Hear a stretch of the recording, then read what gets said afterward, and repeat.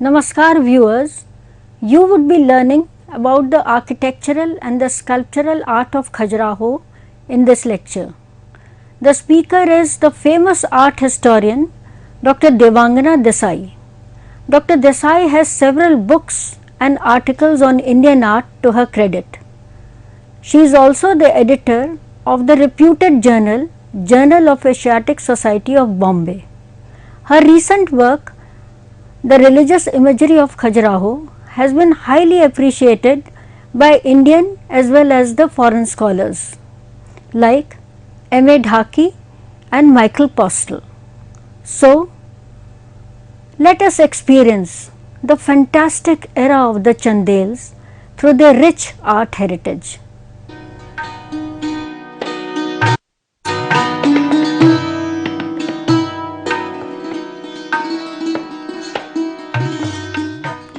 Khajuraho is an extraordinary site in Madhya Pradesh.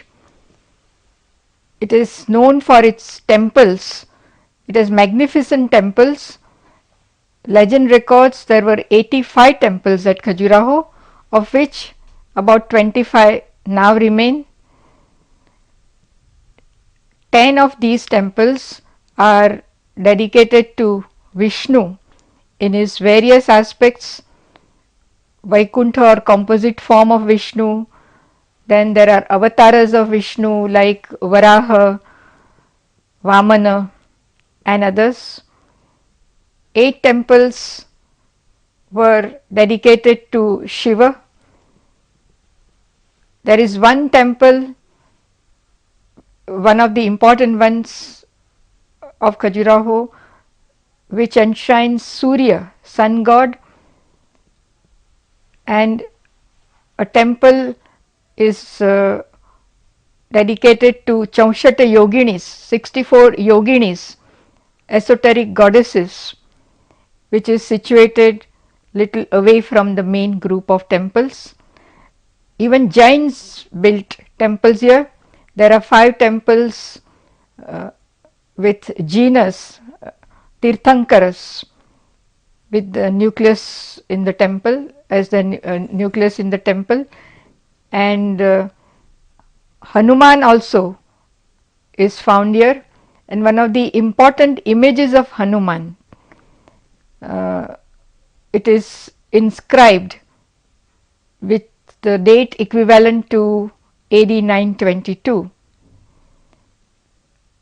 What is also interesting is there is an image of a large image of Buddha in Bhumisparsha Mudra, earth touching attitude, and this image I have recently dated it to around 9th century, one of the early images of Khajuraho, and it seems that it was there was a Buddhist establishment here because of this important Buddha image which has been found here, though no other Buddhist remains are discovered from Khajuraho. But there is some evidence of monastery, as earlier archaeologists who visited the site pointed out, that is Cunningham, Alexander Cunningham, who visited Khajuraho in 19th century, found some mounds associated with Buddhist monasteries. One of the earliest visitors to Khajuraho, British visitors, is Captain Burt, T.S. Burt. He came here in the palanquin from Chhatarpur when he visited it for some of his government work. He was a British engineer, and he has described Khajuraho very vividly in the Asiatic Society's journal in 1838. Cunningham, of course, later followed. He visited it on a horseback. He made several visits to Khajuraho and has described in detail the archaeological remains, the mounds and the temples of Khajuraho in several of his volumes. The Archaeological Survey of India reports, which are published from 1860 onwards. Khajuraho people have generally associated with erotic sculpture, but there is much more at Khajuraho. Erotic sculpture is only 1/10 of the sculptural figures which are seen at Khajuraho. We will come to this erotic sculpture a little later, but there is much more to Khajuraho, and this much more is quite important to understand. First, we will see the architectural aspects of Khajuraho temples. Temples are built mainly of sandstone, buff sandstone, pink sandstone, its colors ranging from say buff to yellow, and the early temples there were built of granite. The Chaushata Yogini temple, the 64 Yoginis temple, was one of the earliest at Khajuraho, and it was built of granite blocks, the rough blocks found from the site itself, and it consists of 67 cells in a quadrangular ground. It is an open air shrine. It consisted of 64 yoginis and the mother goddess Durga, who must have been the main goddess of the temple. Her image is now in the site museum. She is inscribed as Hingalaja. So she was worshipped as Hingalaja. This is Durga Mahishasura Mardini, but under the name of Hingalaja she was worshipped. And the other two images which are found from this temple are of the Matrukas, Brahmani and Maheshwari. The remaining images, more than 60, are now missing, but it was an important 64 yoginis shrines, because this cult associated with the yoginis was prevalent in the belt from Orissa to central India, and Khajuraho's Yogini one was one of the important temples of this group. It is unusual because it is quadrangular in shape rather than circular temple, which we find in Bheraghat, Hirapur and other places where 64 yoginis were worshipped.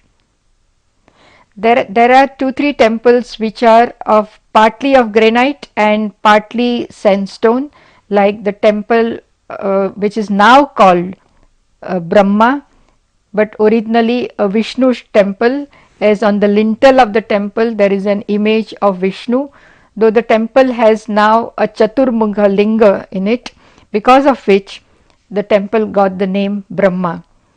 Another temple of this partly granite and sandstone is the Lalguan Mahadev temple, also on the periphery of the Khajuraho's other temples.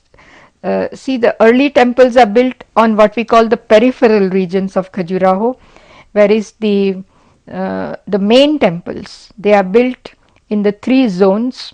One is the western group, in which the kings, the royal family, built the temples, which consisted of some of the important temples, the world famous temple like what is now called the Lakshmana temple, which enshrines Vaikuntha form of Vishnu. Also a Varaha temple is there facing it. Then the Kandarya Mahadev, the most renowned temple of Khajuraho, the Vishwanath temple, the Chitragupta Surya temple and the Devi Jagdamba temple. These are situated in the western group of Khajuraho. Then the Jains built temples in the eastern area of Khajuraho. There are Adinath temples, Parshvanath temple, a large image of Shantinath also has been found here, and one of the scholars, Dr. Maruti Nandan Tiwari, who works on Jain temples of Khajuraho, says there were at least 20 more temples of genus which are not to be seen now, but their images are found in the museums. And in the southern group we have one of the very important images of Khajuraho coming the Chaturbhuja in the Chaturbhuja temple, which has a magnificent image of Vishnu with 4 hands, Chaturbhuja. And recently, archaeological survey has excavated a temple from the Bijamandal mound or the Vaidyanath mound, which also can be dated to around early 11th century. So, in the western group, eastern group and southern group, the temples are situated. So, the temples were built from say AD 900 onwards up to 1150, and then onwards also the images were installed by individuals in some Jain temples. The temples were patronized mainly by the Chandela Rajput princes. The Chandelas were earlier the feudatories of the Pratihara, Gurjara Pratiharas of Kanauj, and there is one inscription of King Harsha which states, Harsha Chandela, which states that he reinstated Pratihara Shitipala Deva on throne, and this inscription has been found from the Vamana, near the Vamana temple. But from AD 950 the Chandelas proclaimed their power, and as a victory shrine they built the Vaikuntha temple, the which is now known as the Lakshmana temple. King Yashovarman Chandela brought the image from his Pratihara overlord, and the inscription states that the Pratihara king in turn had got this image from the Chamba ruler. The image was originally of Himalayan features, but now that particular image, the precious image, is missing, but it is the stone image, the Chandela image, which is enshrined in the Lakshmana temple. It's a very powerful image of Vaikuntha with Vishnu's face in center, the Saumya face, the lion face on one side, and the boar or the Varaha face on the other side. So this is what Yashovarman built as a victory shrine, and in front of it there is a Varaha shrine, which also mostly Yashovarman installed as a symbol of his victory, because just as Varaha saves Prithvi, earth goddess, from the netherworld, king is also is supposed to have saved the earth, and like so he is also, there is a metaphor likening king with god Varaha Vishnu in his third incarnation. So this temple also faces the Vaikuntha temple, so both are victory shrines, Vijaya temples. And then King Dhanga, Harsha's son, built the Vishwanatha temple, which were followed by Chitragupta and Devi Jagdamba temple. And King Vidyadhara, one of the powerful rulers of the Chandela dynasty, is said to have built the Kandarya Mahadev temple after fighting Muhammad of Ghazni, who had invaded the Chandela territory. At Kalanjar, he gave strong fight to Muhammad of Ghazni, who had to return, and after this event Vidyadhara must have built a victory shrine in the form of the great Kandarya Mahadev temple. The Jain merchants also, who were under the Chandela rulers and who were supported by them, because the inscription says that the Pahila who built, the merchant Pahila who is associated with the Parshvanath temple, was held in great esteem by King Dhanga, the Chandela king. So the Chandela kings were the main patrons, and the Jain merchants also built the temples. Now, taking the architectural features of the temples,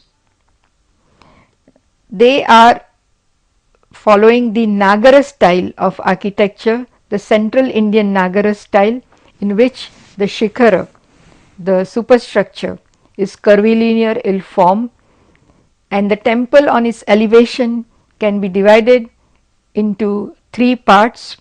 The main temple of course stands on Jagati or platform. All the temples of Khajuraho stand on high Jagati platform, and the three divisions of elevations are the basement part, the Vedibandha part as we call it, which has several moldings, which has geometrical designs as well as figures, Narathara rows, where activities of um, men and are depicted in the row. And then there is the second part of the temple, which is the Janga, the main part of the temple, the wall part of the temple. This is divided generally into two or three zones of sculptures. Important figural sculptures are placed in this part of the architectural part of the temple, the Janga. And here we see beautiful Surasundaris or Apsaras and the Griffins, Vyalas, also erotic figures, and many divinities on the walls of the temples.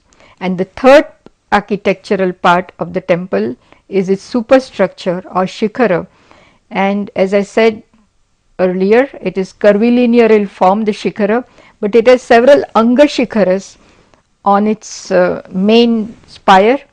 So it is called the Anekandaka mode of shikhara. There is several andakas or several shikharas, several mini shikharas on the main spire. So this is the main architectural design of the temple as far as the elevation is concerned. And on the ground plan, the temples have 4 or 5 constituent units.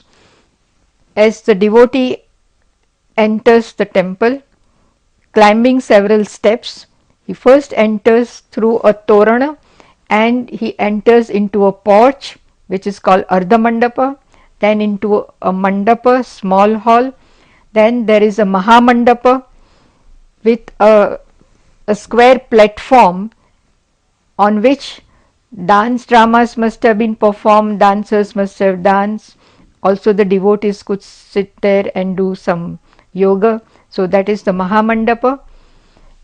And then there is the Antarala part, the vestibule, which connects the Mahamandapa and the sanctum. Sanctum is the Garbhagruha in which the main divinity is enshrined.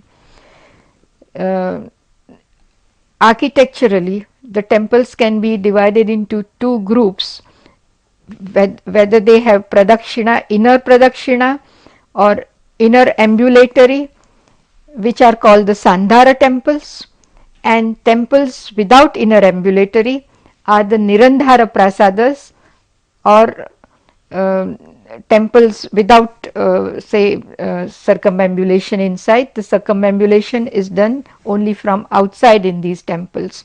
But this was important, and for us also it is important for those who are studying art and architecture as well as sculptures, because the architects of the temples, they have made distinctions between in the Sandhara and the Nirandhara temple in the placement of images, particularly the images of the erotic figures and some of the divinities.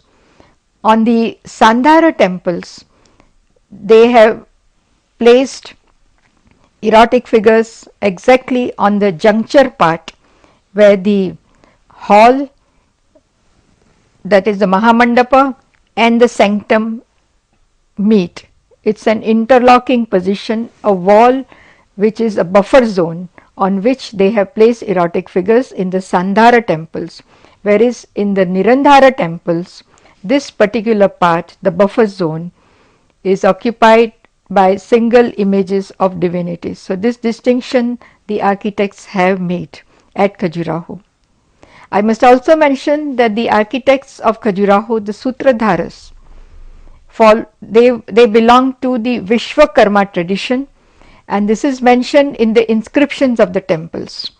One of the important inscriptions of Khajuraho in the Vishwanatha temple, which was built by King Danga, mentions its architect Chicha. His name was Chicha, and he is said to be Dharmadhara, that is, he based himself on Dharma, his work on Dharma, and that he followed the Vishwakarma tradition, Vishwakarma school of architecture,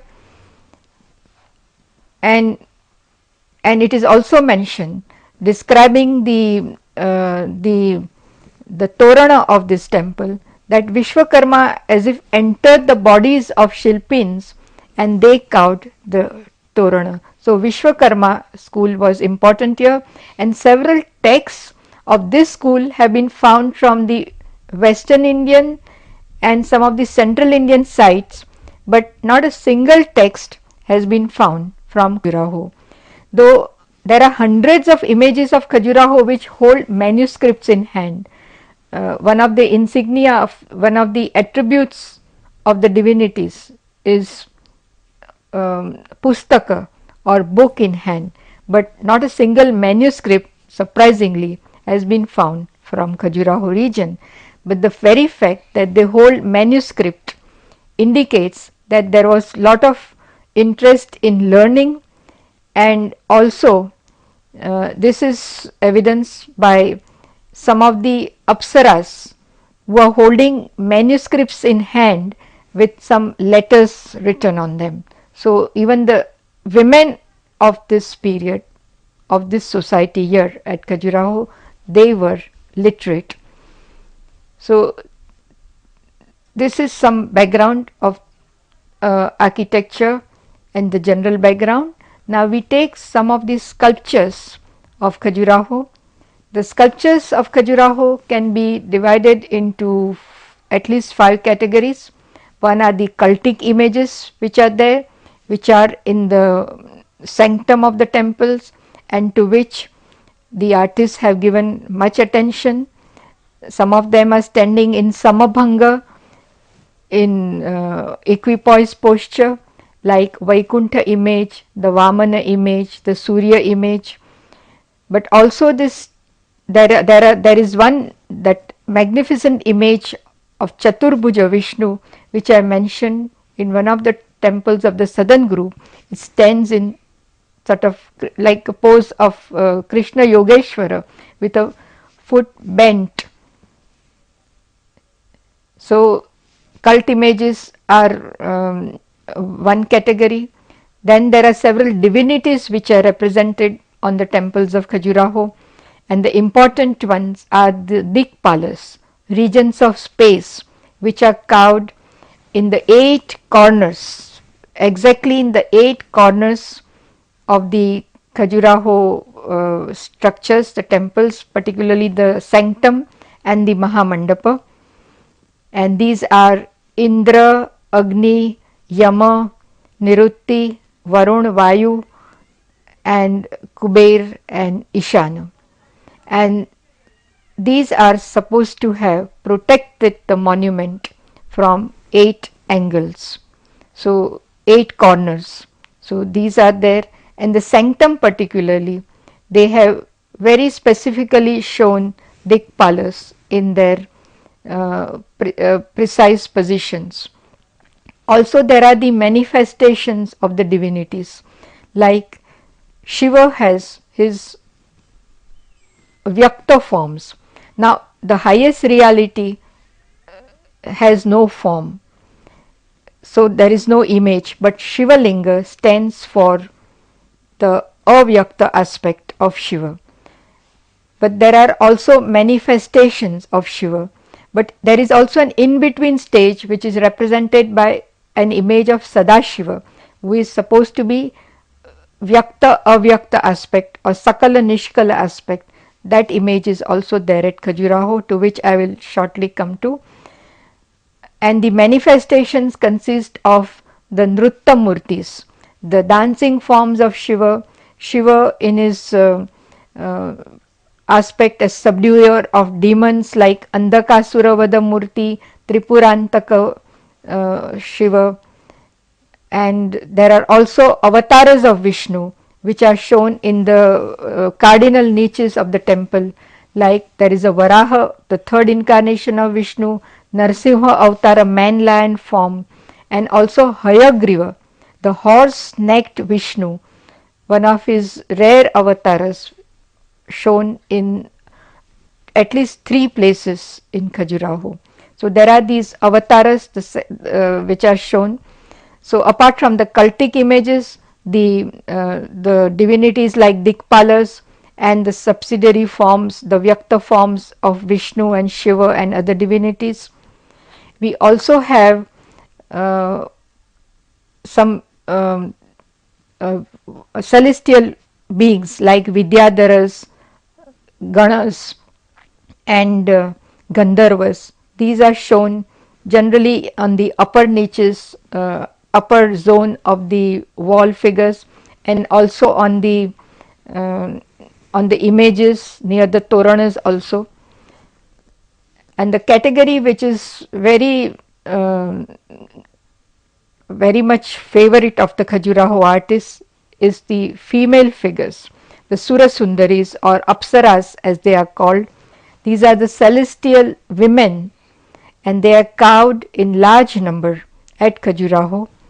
And here also they have been following the tradition, the Shilpa tradition, because in the text Shilpa Prakasha it is said as a house without a wife, frolic or joke without a woman, so a temple will be of mediocre quality if it has no woman or no figures of women shown on it.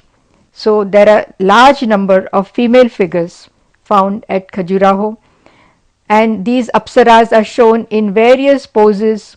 They are decorating themselves, putting collyrium in the eye or putting gungru, the leg, the foot ornament, several poses. And one of the poses, one of the postures or the themes which Khajuraho artists took interest was the Apsara with scorpion. Now, as if she is throwing off the scorpion which has come onto her leg, and under this pretext she is exposing. Now, nudity exposure is a fertility theme, so maybe this is a poetic device by which the Khajuraho artist is showing this scorpion Apsara. But scorpion has 2 meanings. If you look at the word Khajura in the dictionary, Khajura means a date palm tree, Khajura, Khajuri, as we find the tree in several places, Khajura tree. So Khajura Vahaka, the name of the town, means date palm bearing, but Khajura also means a scorpion. So maybe these Khajura Apsaras or scorpion Apsaras were associated with Khajuraho as emblems of the town Khajura. The name of the town was Khajura in the inscription, and so this goes very well with this name also, the Khajura. And the other category which the artists were fond of showing are the animals. Horses, elephants are there in so many varieties, so many activities. But the Vyala, which is a composite animal, or griffin, which has the body of a lion but faces of say different animals, also birds and human beings. That animal called Vyala in Shilpa texts has been carved in many varieties at Khajuraho. The text Aparajita Pricha, the Western Indian text, talks about 16 types of Vyalas, and with permutation and combination it says that there are many more varieties. So 16 into 16 would be 256 varieties of Vyalas, of which at Khajuraho quite a few are represented, and some of the The notable ones, the remarkable ones are in the Parshvanath temple of Khajuraho, on the Devi Jagdamba temple of Khajuraho. Here we see Vyala in rampant standing position with a man, a warrior, almost fighting it. Vyala is a protective motif. Even the Apsara which I talked about earlier, it is an auspicious motif, it leads to fruitfulness. So all these motifs which are protective motifs, alankaras as we call them in Shilpa texts, alankara just doesn't mean decoration, but it also means auspiciousness, Shubha, Mangala. That is how these motifs have been understood in Shilpa texts and in the time when they were represented on temple walls.